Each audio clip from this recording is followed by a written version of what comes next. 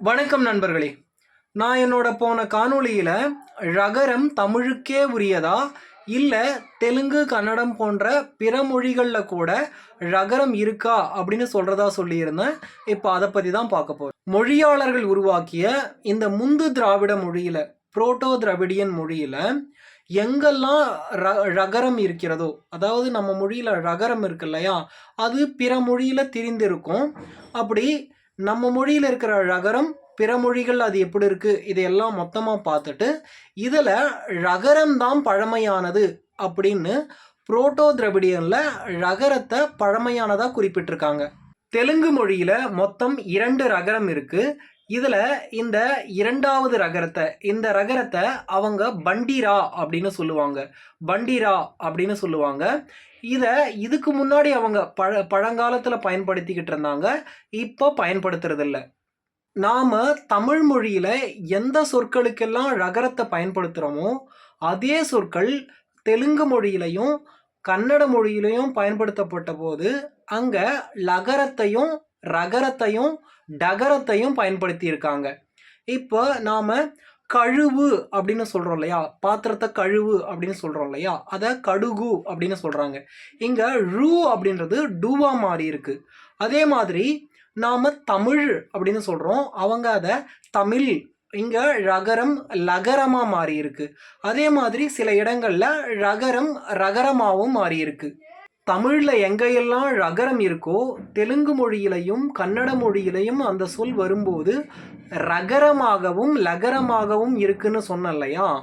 நான் தெலுங்கு மொழி ஆய்வாளருடைய ஆய்வுகளை பார்க்கும்போது அதில் தமிழ் மொழியில் அழுத்து அழுத்து அப்படின்னு இருக்குது.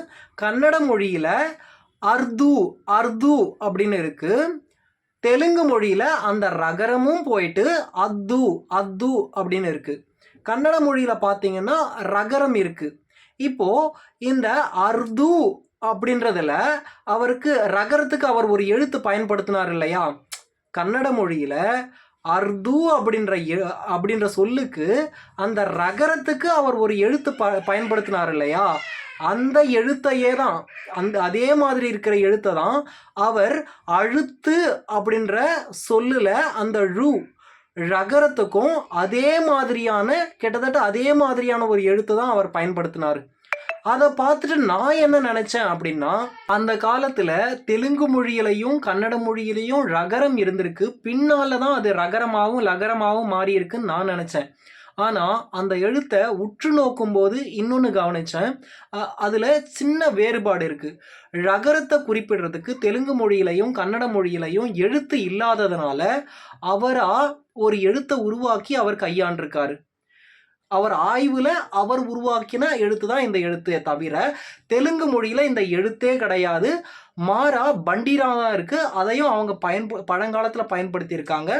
பழங்காலத்தில் பயன்படுத்தின அந்த பண்டிரா நம்ம தமிழ் ழகரத்திற்கு ஓரளவுக்கு இணையாக இருக்கிறதுனால அவர் அந்த ரகரத்தை எடுத்திருக்காரு. முடிவாக நான் என்ன சொல்ல வரேன் அப்படின்னா, ழகர எழுத்து தமிழ் மொழிக்கே உரியது. தெலுங்குலையும் கன்னட மொழியிலும் ழகரமே கிடையாது. இதை தெலுங்கு மொழி ஆய்வாளருடைய ஆய்விலிருந்தே நாம் எடுத்துக்காட்ட முடியும், சான்றாக எடுத்து காட்ட முடியும். அவர் தெலுங்கு மொழியிலையும் கன்னட மொழியிலையும் ழகரம் இருக்கிறதா எங்கேயுமே குறிப்பிடல. மாறா அவர் ரகரத்தை தான் பயன்படுத்தியிருக்காரு.